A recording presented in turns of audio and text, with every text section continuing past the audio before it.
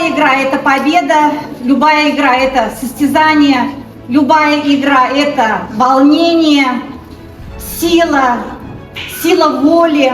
И поэтому я сегодня вам желаю всем удачи и успехов. Военно-патриотическая игра Зорницево 2.0 объявляется открытой. Наш отряд уже существует с самого открытия школы. До нас было очень много команд. Я как себя помню, начиная вот со среднего звена, я участвовала также в Зорнице. Это еще тогда старая Зорница была, если так можно назвать. Я участвовала во главе со старшими учениками. Они учили меня всему. Они выпустились, я пришла на их пост, теперь я являюсь капитаном. Для меня это честь, потому что я всегда мечтала стать капитаном, смотрела на то, как они что-то делают, и у меня горели глаза. Для нас военно-патриотическая игра Зорницы — это как раз-таки возможность ощутить вот этот командный дух, соперничество, ну и показать себя в индивидуальных состязаниях. В 8 классе я стал командиром, и именно в этом году я стал лучшим командиром среди средних категорий. Вот сейчас все, среди старших категорий тоже надеемся займем первое место. В нашем отряде сейчас 14 человек.